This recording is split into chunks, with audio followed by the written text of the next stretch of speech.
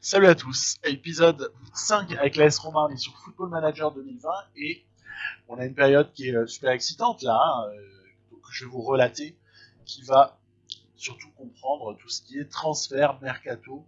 On va essayer d'utiliser l'argent qui nous a été mis à disposition, notamment par l'intermédiaire de cette jolie victoire, même si le but est complètement moisi, en finale de la Ligue Europa. On a un bilan de saison qui est très très honnête, voire même très bon en fait. Et ben oui, ce que j'ai hâte de voir, c'est qu'est-ce qu'on va bien pouvoir magouiller avec nos 10 à 11 millions qui ont été mis à disposition. Attention, hein, une fois l'argent déduit pour les transferts qui sont déjà arrangés. On pense à Chiesa, mais on pense aussi à Mancini, à Ibanez, toujours de l'Atalanta, et à Veretout. Donc il y a 4 joueurs qui nous rejoignent dessus. Qu'est-ce qu'on va bien pouvoir faire? Veretout, je ne l'ai pas mis, hein, mais il va être dans l'effectif. Il y a quelques joueurs sur lesquels je suis prêt éventuellement à céder, mais tout ça est corrélé au fait de pouvoir en recruter d'autres, hein, bien évidemment. C'est ce que je vous ai mis en rouge. Schick, Under, Cetin, Spinazzola. Je peux éventuellement accepter de discuter si l'offre est intéressante ou si j'ai besoin d'argent. Donc on commence tout de suite avec une jolie offre de Norwich pour Under. Et celle-là, je me dis, club anglais, essaye de récupérer un max de thunes sur Under. Il y a peut-être moyen de gagner gros là-dessus et de pouvoir ensuite avoir beaucoup d'argent. Et ben malheureusement, j'ai été trop gourmand. Et c'est une énorme erreur que cette négociation calamiteuse de ma part. Donc ça commence mal, ça finira mieux, ne vous inquiétez pas. Et de ce fait, Under, on ne réalisera pas cette grosse affaire qu'on aurait pu avoir sur lui. Alors, j'ajuste un peu mes budgets de recherche, hein, c'est important d'ajuster le bon forfait. Donc ça, on reste toujours sur nos standards, hein. Italie, Brésil essentiellement, un peu Argentine, mais voilà. Je vois également que le jeune Zaniolo pourrait vouloir un nouveau contrat. Je me précipite donc à lui en donner un parce que je compte pas me faire un mécontent avec Zaniolo, hein. Je préfère le garder bien dans ma poche. On a une bonne ambiance de vestiaire, une bonne dynamique de groupe. Zaniolo va accepter un joli contrat qui va permettre de prolonger et qu'on n'ait aucun problème de contrat avec lui. Voilà, on a gagné un peu de prestige au niveau des clubs européens, puisque oui, cette victoire en Europa League, c'est quand même normal. Et là, il y a une énorme offre. En fait, je voulais pas m'en défaire de Spinazzola. Je voulais le garder, moi, il me convenait. Mais vu les notes, je me suis dit, tu peux avoir vraiment aussi bien, voire mieux, pour moins cher. Ou alors, tu peux avoir mieux pour un peu plus cher, mais vraiment mieux. Et il y a toujours la question de la succession de l'ami Kolarov, qui est en ligne de fond pour l'année qui suit, hein. Parce que Kolarov, il n'a plus qu'une année de contrat, et je pense pas qu'on ira au-delà, a priori. A priori. Et c'est comme ça qu'Arsenal va me sortir une offre de malade mental sur Spinazzola, et je peux pas la refuser. Honnêtement, je peux pas. Je peux pas refuser une offre pareille. Elle est trop belle, et surtout, elle nous permet d'avoir des liquidités immédiates, ce dont on manque en fait cruellement, parce que je peux magouiller des transferts, vous voyez ce qui est arrangé. Je peux magouiller des transferts, évidemment, en essayant de payer sur d'autres années, etc., etc. Et oui, je peux faire ça, bien sûr, mais par contre, ce que je peux pas faire, c'est avoir du cash immédiat. Et peut-être que Spinazzola peut nous permettre d'en avoir. Du coup, je me lance dans deux autres négos en parallèle, c'est Esposito, et juste avant, vous l'avez vu, l'arrière-gauche, Tagliafico, l'arrière-gauche de l'Ajax, parce que ces deux-là ont un profil qui m'intéresse tout particulièrement, en fait. Tagliafico, c'est pour prendre carrément le relais titulaire poste défenseur gauche, hein, plus tard, et Esposito aussi pour assurer le futur de notre attaque. En fait, je cible deux postes qui sont celui de Dzeko et de Kolarov, qui sont nos deux vieux joueurs, qui sont 34 ans, 34-35, tous les deux, et du coup, c'est peut-être le moment de profiter d'avoir de l'argent, parce qu'après, c'est pas dit qu'on en ait systématiquement, peut-être que si, hein, mais bon, a priori, je me méfie. La CAIF pour la Ligue des Champions nous a permis d'avoir un bon budget, et donc on va en profiter pour essayer de recruter. Donc, contrat proposé à Esposito, qui est satisfait. Donc, tout va bien, on est peut-être en voie de signer ce joueur-là, et on va essayer aussi de voir si ça peut se faire. Voilà, on peut pas refuser, c'est trop beau, ce prix-là, presque 50 millions pour Spinazzola. On va lui dire au revoir quand même au cas où, parce qu'il n'est pas dit que le mec soit pas mécontent ensuite à Arsenal et qu'on le récupère pour pas cher, hein, qui sait, dans un an ou deux. Ça arrive, hein, ces choses-là. Et du coup, je vais me concentrer, maintenant qu'on a lâché Spinazzola, me concentrer sur la signature éventuelle. En tout cas, on est en tractation, c'est pas évident, parce que le joueur est gourmand. Il y a des conditions, il y a des clauses là. Ah là, elles sont pénibles ces clauses là. J'aurais peut-être dû en supprimer certaines parce que m'oblige à recruter, à renforcer l'équipe. Après, je me dis, ça va, t'as recruté Chiesa et t'es en train d'essayer d'avoir Esposito. Si le mec, ça lui convient pas comme renfort offensif, qu'il aille se faire un cuire un œuf, quoi. Et donc, je me dis, ça va, tu peux t'engager sur ça, parce que au final, ce sera réalisé. Le mec aura sa promesse tenue. Je vous en parle parce que ça peut ressurgir. Et donc voilà, on a parallèlement à ça aussi deux petits problèmes qui étaient apparus en fin d'épisode précédent, je vous avais parlé, c'est lié, hein, tout est lié en fait, qui sont, ah oui, il faut vendre des joueurs, il faut se séparer de certains salaires, hein, sinon j'arriverai jamais, hein. Et du coup je vais devoir brader Under, hein, c'est le mauvais moment de cet épisode, on est obligé de brader, et oui, mais j'ai besoin d'argent, et quelque part, je crois que c'est le moment ou jamais pour taper d'un grand coup et choper ces deux joueurs, hein, Tagliafico et Esposito. Le problème qui avait commencé à arriver, alors qu'on voit qu'il y a plein de choses à gérer, ça prend des plombs à l'intersaison, c'est Fazio qui veut être prêté et le petit défenseur turc Setin aussi qui veut être prêté. Alors, c'est vrai que moi, prêter, ouais, mais bon, il faut que j'ai quand même ce qu'il faut pour jouer derrière, quoi. Deux défenseurs centraux en moins, plus Smalling aussi qui s'en va, parce qu'il est en fin de prêt. Ça fait quand même tout le poste de défenseur central à repenser, surtout il me faut un gaucher, hein, c'est dans l'idéal. Du coup, bon, à réfléchir, donc je me sépare de certains joueurs que j'essaie de refiler, comme Gonalon, comme Nzanzi, qui ont des gros salaires, il y a Koric aussi, euh, moindre salaire, mais quand même, qui peuvent avoir qui peuvent représenter de l'intérêt en tout cas pour certains clubs. Et puis pour Under, ça ne mord pas. Je n'arrive pas à avoir une offre. Je suis trop gourmand en fait. Et je vais être obligé de baisser mes attentes. Hein, et donc me retrouver fort heureux déjà d'avoir une offre de Stuttgart à ce prix-là, qui, on est d'accord, est une moquerie par rapport aux 29 millions de Norwich quelques temps plus tôt. Oui, mais je savais pas tout ça. Et j'ai pas voulu tricher, recharger, attendre la bonne offre, machin, vous voyez ce que je veux dire. Du coup, je me suis un peu fait avoir. Et de ce fait, ben, on va vendre Under, mais on va pas le vendre au prix où on aurait pu le vendre, quoi. Donc ça, c'est le moment un peu délicat. Je vois que finalement, j'ai peu de latitude pour les objectifs de saison. J'ai pas une grande liberté. On va voir si les dirigeants pourraient pas, parce que je manque d'argent en fait à ce stade-là. Est-ce que les dirigeants pourraient pas nous filer un peu plus d'argent pour Tagliafico, parce que Esposito c'est bon, mais Tagliafico il manque encore quelques argent quoi. Et du coup, bah ouais, hein, on a Esposito, Dzeko, je vais vendre Chic, je vais vendre Patrick Chic. Et de ce fait, peut-être que ça nous libérera l'argent pour pouvoir signer Tagliafico. Et du coup, on aura réalisé plutôt un mercato correct. Donc, confirmation des arrivées. Donc, on a quand même la signature de Chiesa, Esposito, c'est plutôt sympa. Plus Veretout, Mancini et Ibanez. Mais ça, c'était arrangé par le jeu déjà à l'avance. Chiesa, je paye une blinde. Hein.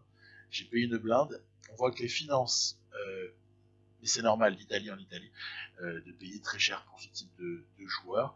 On voit que les finances vont mieux juste avant, on voit aussi que la situation des dirigeants, elle est, voilà, ça va, hein, tout va bien. Et au niveau du groupe, tout se passe très très bien, on est largement dans le vert. Il y a des leaders qui se sont dégagés dans cette saison, là c'est intéressant. Le groupe a évolué et je pense que c'est pas fini d'ailleurs. Chic, on a des offres, tant mieux, parce que j'ai besoin de vendre. Là encore, je pense pas qu'on va l'optimiser, ce transfert-là.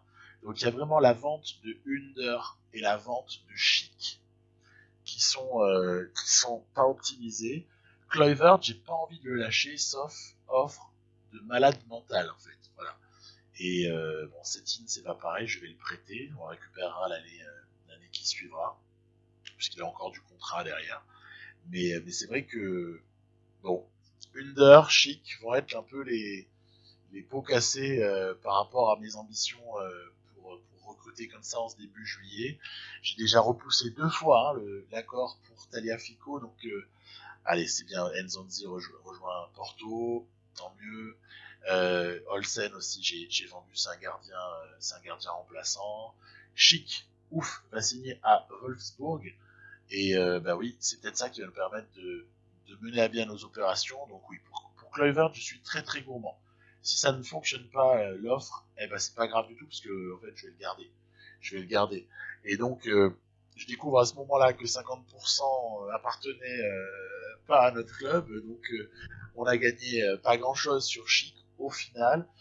Under a eu son permis de travail vers l'Angleterre. Donc bah, ciao ciao mon grand. T'as aussi été un peu un dommage collatéral de nos ambitions. Mais en même temps après dès que t'as Chiesa, Zaniolo, Kluivert, peut-être pas non plus être fou et garder des gens, trop de gens qui sont bons quoi. Il faut avoir plutôt des titulaires et puis des remplaçants. Surtout que j'ai un jeune en fait. J'ai un jeune dont on parlera plus tard, le petit Moribamba là, qui est très prometteur à l'aile droite. Je vais prêter aussi l'espagnol Villar, qui est intéressant. Vous voyez, ça va. Ouf, ces transferts nous ont permis de signer Tagliafico et c'est pas dommage. C'est pas dommage. Alors vraiment, je lui ai envoyé une blinde au niveau du salaire. J'espère que je m'en mordrai pas les doigts. C'est possible. Hein. C'est possible. Et en même temps, si le joueur confirme tout le bien qu'on peut penser de lui, je l'ai supervisé pas mal de fois, j'avais pas énormément d'options. Je vous ai parlé du mécontentement de Fazio précédemment. C'est pas évident, c'est pas évident. Et tout ça pour dire que ce qu'on va faire après, c'est que j'ai joué les matchs amicaux. Ça c'est ma tactique a priori, hein. On verra bien ce que ça donne. Je vais réajuster pas mal de fois en fait. Hein. Elle n'est pas du tout définitive à ce stade-là. Cétine en prêt. Moi j'ai joué tous les matchs amicaux. Évidemment, je ne veux pas vous les montrer, mais parce que je voulais être certain que les temps de jeu soient respectés. J'ai pas trop confiance en mon adjoint en fait. Hein. Ça viendra peut-être. Mais j'ai pas une confiance infinie en mon adjoint. Du coup, j'ai tendance à pas déléguer certains trucs. Et puis en fait, et oui, forcément, il me faut un défenseur central. Et donc Christian Romero de la Juve m'intéresse fortement. Oui, logique, parce que le garçon est intéressant. Et je vais comme ça, voilà, essayer de trouver un autre défenseur pour accompagner Mancini. Voilà, ça va être vraiment ça mon job. Et Alessandro Bastoni de l'Inter m'apparaît avoir un profil assez idéal, puisqu'il a son meilleur pied qui est le pied gauche, ça tombe bien, Mancini adore jouer axe droit. Et un autre aussi que je vise, c'est toujours du côté de l'Ajax, c'est Lisandro Martinez. Et lui aussi utilise son pied gauche, plus que le pied droit. Donc voilà, on règle un peu 2-3 problèmes personnels, on règle des petites questions. Je vais donc me mettre en chasse de Bastoni ou Lisandro Martinez à ce moment-là. Et avec le peu de deniers qui reste, c'est-à-dire, je crois, à ce niveau-là, il restait 8 millions à peu près. J'ai aussi été beaucoup en recherche, éventuellement, tu vas me dire, tu peux pas tout acheter d'un coup, c'est normal, hein, oui, heureusement. J'ai quand même fait des recherches pour ce qui est aussi du poste de gardien de but, dans le sens où s'il y avait moyen de faire évoluer euh, la situation, Paolo Lopez, il est pas mal, hein, au final, hein, il est pas si mauvais ce gardien, hein. Mais j'ai repéré voilà quelques petits joueurs et notamment par exemple Carnesecchi de l'Atalanta qui m'intéresse, qui est présenté comme un futur très grand joueur. Après la note de détermination est pas optimale, donc je sais pas trop. J'ai essayé quand même, hein, mais c'est pas évident. On prolonge nos jeunes, hein. Dès que je peux, je prolonge mes jeunes. Vous voyez là, c'était une discussion par rapport à Carnesecchi. Ça, je veux pas tout engloutir mon budget de transfert parce que déjà il y a du salaire aussi à compenser. Euh, et donc, je veux surtout pas me retrouver bec dans l'eau. Surtout que j'aimerais pouvoir tenir la promesse faite à Fazio, même si à ce stade-là, Moribamba, j'adore. Il est super bon sur le petit ailier droit. Là. Fazio, je veux tenir la promesse. Mais en même temps, si jamais j'ai pas réussi à conclure un transfert avant la fin du mercato, qui est vers le 30 août, je crois, et ben à ce moment-là, il partira pas Fazio, hein, et puis on le fera jouer en plus. Hein. Donc voilà, je suis un peu pris, et soit ça aboutit avec Bastoni ou avec Lisandro Martinez, auquel cas je lâcherai l'ami Fazio en prêt. Ce sera d'ailleurs sa dernière année de contrat, donc en fait, a priori, on le reverra plus jamais. Il a 33 ans à ce stade-là. Donc soit je ferai ça, soit j'arrive pas à signer les deux jeunes parce que je manque trop d'argent. Et à ce moment-là, eh ben, on fera avec, et Fazio restera. On joue la Super Coupe d'Europe, et oui. Donc bah, ça a mal démarré. Ça a mal démarré, mais heureusement derrière, il va y avoir un retour de la Roma qui fait qu'à la mi-temps, on est mené 2-1 face à un ogre, hein, un ogre européen s'il en est. Lequel ogre va d'ailleurs s'occuper de passer à 3-1 à un moment donné. Et du coup, derrière, c'est rigolo, je vais jouer à deux attaquants, je vais tester. Est-ce que, mes deux avant-centres au final, Esposito et Dzeko, peuvent cohabiter? Bah, preuve que oui, on revient à 3-3 sur deux contre-attaques. Bon, après, malheureusement, bah, l'histoire sera pas belle, puisque, en tout cas pas la fin, quoi. On va perdre comme ça 4-3 et être battu par Manchester City en Super Coupe d'Europe, mais je considère que c'est pas si humiliant que ça de perdre 4-3 contre City, donc bah voilà, acceptons-le. Après tout, la finale qu'il fallait gagner, je l'ai eu, hein, c'était celle d'Arsenal surtout, hein, avec l'Europa League. Perdre celle-là, c'est quand même beaucoup moins important. Dzeko n'avait pas marqué depuis très longtemps, et donc heureusement, voilà, il a débloqué son compteur. Le calendrier qui arrive est plutôt intéressant. Il y aura un déplacement au Torino pour démarrer, puis une réception de l'Inter. Voilà.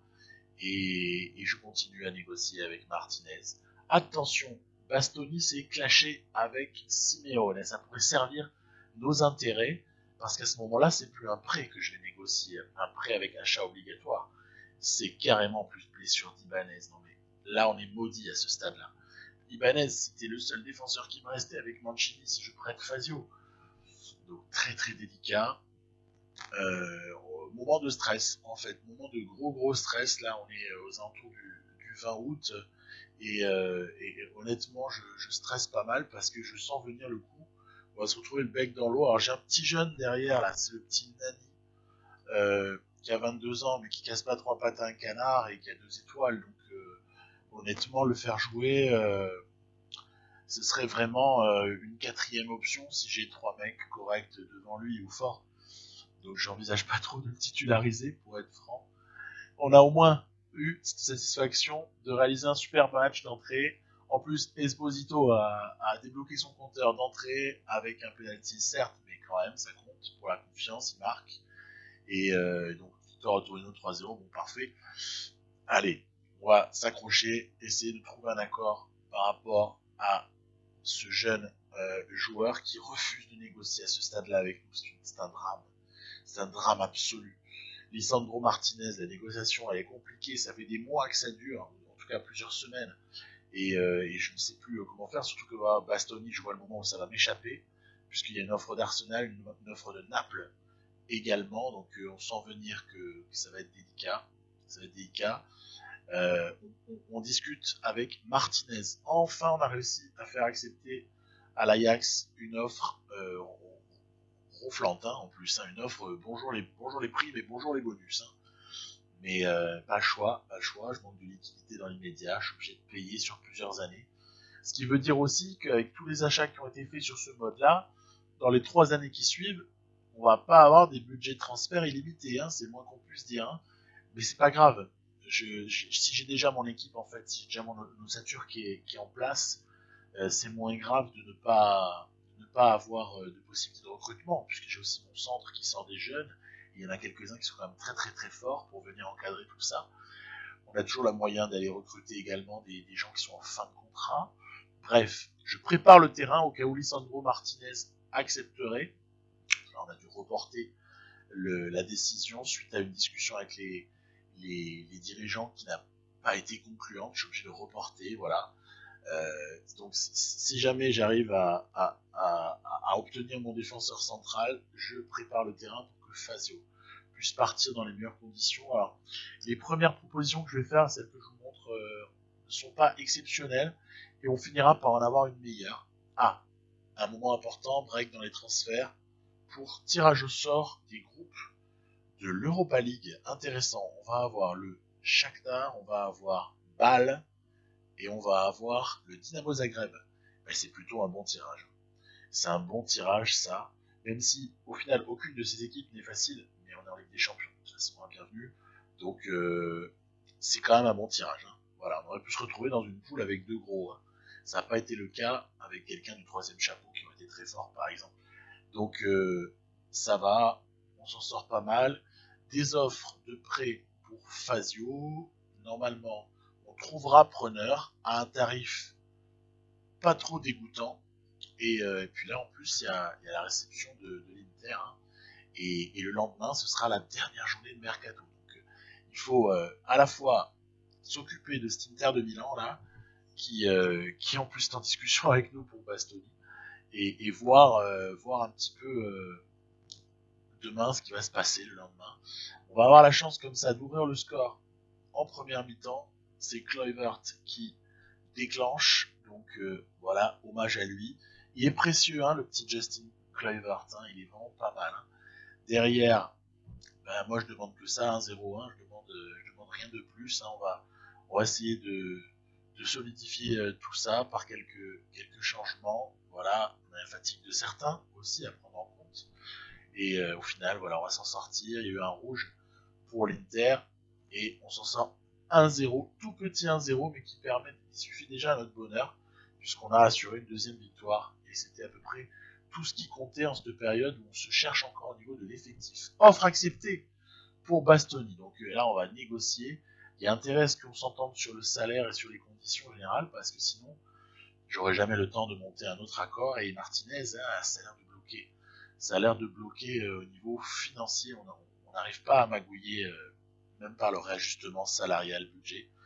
Donc Bastoni a accepté le contrat, et maintenant il faut prier. Il faut prier. Qu'est-ce qui va bien pouvoir se passer? Donc je relance une offre de prêt pour Fazio, pour voir si j'ai pas quelqu'un qui va faire une meilleure offre. C'est compliqué, hein, parce qu'on s'en sort jamais. Hein. On s'en sort jamais, il y a ce feuilleton qui dure. Ça fait à ce stade-là, là je suis fin août, ça fait 4 semaines que je suis sur le dossier. Hein. Donc voilà. Et mais parce que je veux pas prêter Fazio avant, vous l'avez compris, j'ai dit 5 fois. Donc voilà. Et qu'est-ce qui va se passer? On est tout proche de la fin, voilà, vous voyez, on est le jour du dernier jour du mercato. Je vais être obligé de communiquer avec les dirigeants. Je vais être obligé de communiquer, je vais sortir une vieille ficelle qui date du temps où je jouais à Football Manager, c'était il y a super longtemps, et où ça marchait, on obtenait plus de budget lorsqu'on disait qu'on voulait augmenter le budget salarial. Mais ouais, mais après, moi je le transfère en, c'est le cas de le dire, en budget transfert. Et du coup, in extremis, on va s'en sortir et on va pouvoir signer Bastoni. Et ça, waouh, c'est vraiment une super opération parce qu'on a comme ça un défenseur central axe gauche à mettre à côté de Mancini et c'est tout ce que je voulais. C'est tout ce que je voulais. On dit au revoir à Fazio qui part en prêt avec une contribution salariale plutôt très correcte. Hein. Très correcte vu l'âge du joueur.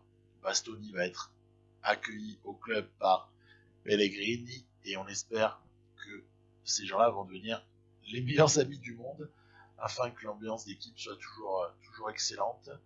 Et voilà, on a in extremis à quelques heures de la fin du mercato, on a réussi à obtenir notre défenseur central.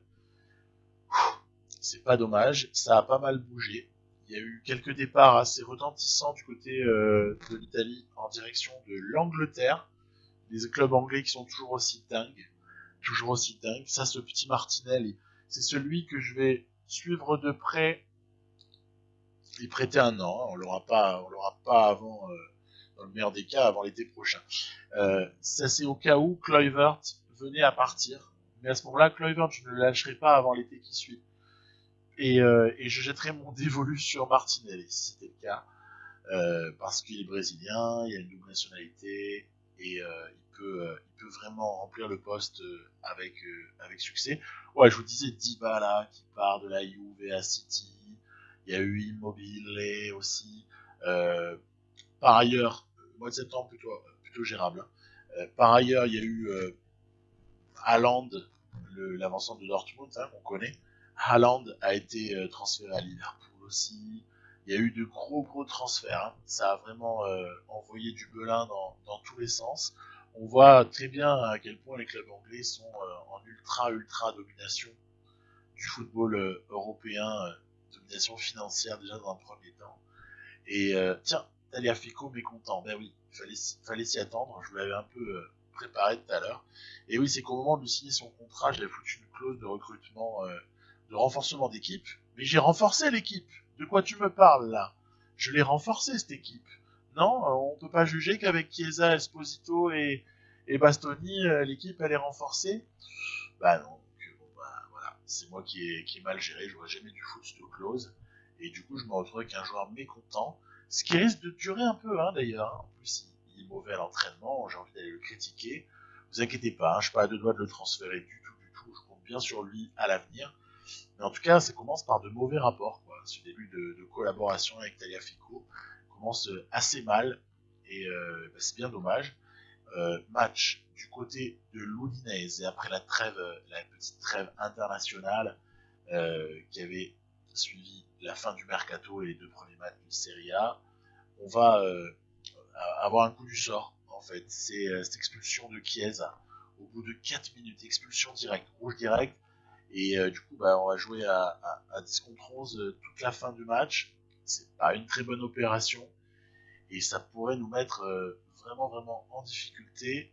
Alors, qu'est-ce qui va se passer? C'est que, dans un premier temps, Kluivert va encore une fois briller, comme il le fait depuis pas mal de temps, en fait. Kluivert va ouvrir le score. Oui, mais voilà. Malheureusement, il y aura une égalisation somptueuse, là, la frappe de l'Udinese. Et donc, un partout à la mi-temps.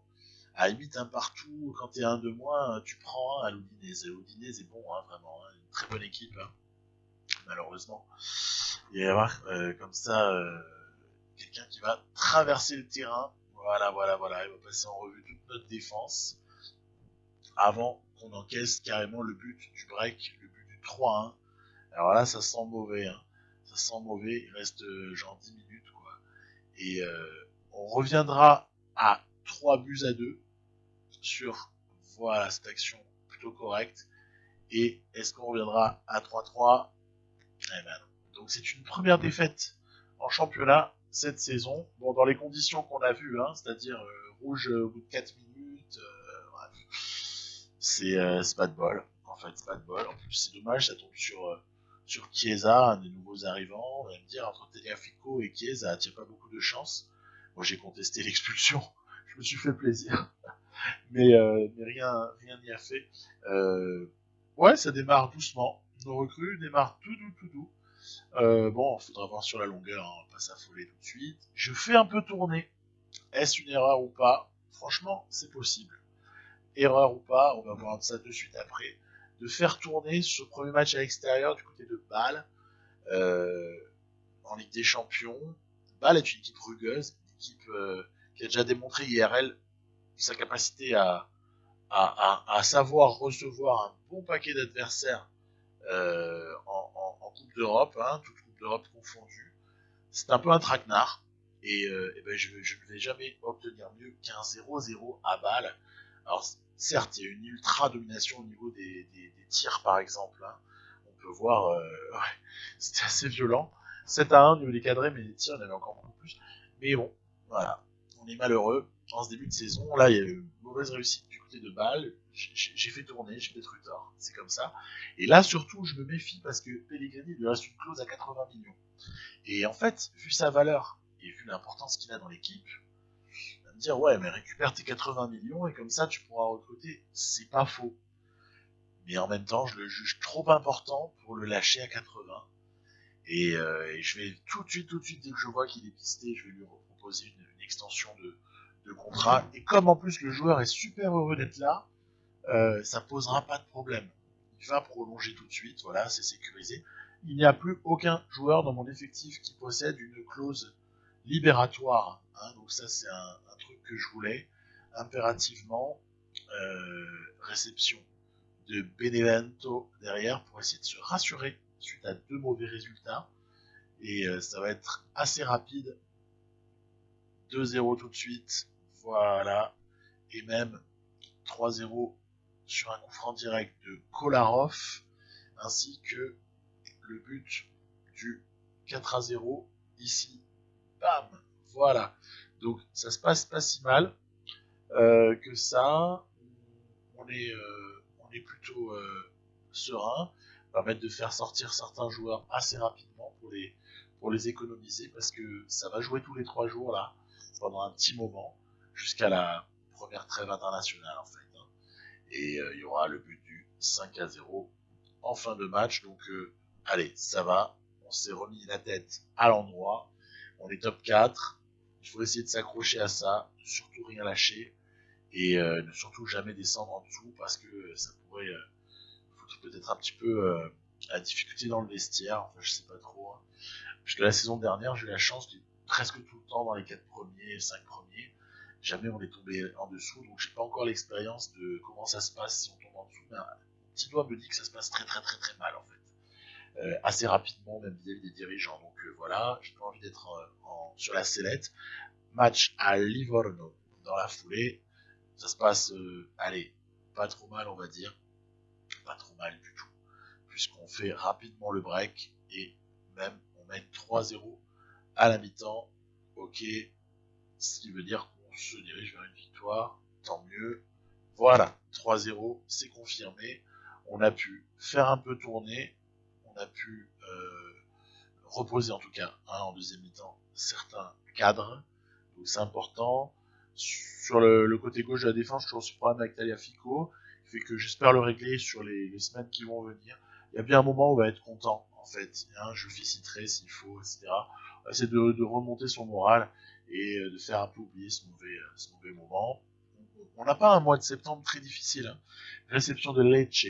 On enchaîne les matchs contre des équipes, allez, vraiment jugées inférieures, à part l'Odinese, qui est quand même pas facile à jouer chez elle, surtout quand tu prends un rouge à la 4ème, mais du coup, peut-être un mois de septembre sur lequel il faut essayer de faire quand même un certain plein de points, et ce qu'on va faire encore une fois dans ce match contre Lecce, où on doublera la mise comme ça, peut-être un peu tardivement, mais au moins c'est chose faite. Voilà, double la mise pour une victoire contre Lecce qui est plutôt rassurante. On n'a pas cassé des briques sur ce match. Au moins on l'a pris, et surtout que derrière il y a une échéance européenne qui se précise, donc attention. Voilà, on se repositionne au classement, on est 3ème, mais bon, à voir avec les matchs en retard, hein, des fois. Bref, on est dans les clous, ça passe. Et oui, il y a comme ça un deuxième rendez-vous le lendemain de voilà ce qu'on a vu juste avant, c'est-à-dire réception du Dynamo Zagreb. Alors, on va pas me dire, tu vas pas trembler quand tu reçois le Dynamo Zagreb avec la Roma, c'est vrai. Mais n'empêche que après ce match nul à balle d'entrée, je suis un peu échaudé. Et puis il s'agirait pas de refaire un deuxième match nul, quoi. Ben, c'est mal barré à la mi-temps. C'est très mal barré puisqu'on est à 0-0 et il faut à tout prix marquer. Surtout que là, oh là là là là, on a quand même la chance que Paolo Lopez a arrêté un penalty. On est passé pas loin de la correctionnelle. Ça a été une catastrophe. Hein. Je vais finir à 2 attaquants, voilà, avec Dzeko en soutien de Pellegrini qui peut-être avec sa vitesse peut plus joue un rôle dans la profondeur. Toujours est-il que le but de Racro, le but à la Simone Inzaghi, à la Filippo Inzaghi. Remarquez, Simone, c'était un peu le même type aussi à l'époque. Mais vraiment, il est pas beau celui-là. Il est pas beau, mais il compte et il nous offre les 3 points. Hein. L'essentiel, c'est les 3 points, comme le dit la fameuse phrase.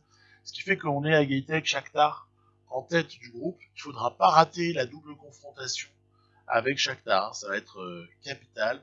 On a un mois d'octobre qui est pas hyper chargé, que je vous proposerai bientôt dans un prochain épisode. On est en place, hein. On est en place à peu près partout. Il n'y a pas trop... de toute façon, c'est très très faiblement lancé à ce stade-là. Hein. Et voilà. Espérons monter en championnat. Espérons réussir notre double confrontation contre le Shakhtar et maintenir une bonne ambiance dans le groupe. En tout cas, on a tout pour à ce stade-là. Fin de cet épisode 5. Je donne rendez-vous dans quelques temps pour un épisode 6. On essaiera d'avancer. Parce qu'on a bien envie de voir ce que peut réserver cette saison. Avec tous ces petits joueurs bien sympas. A plus.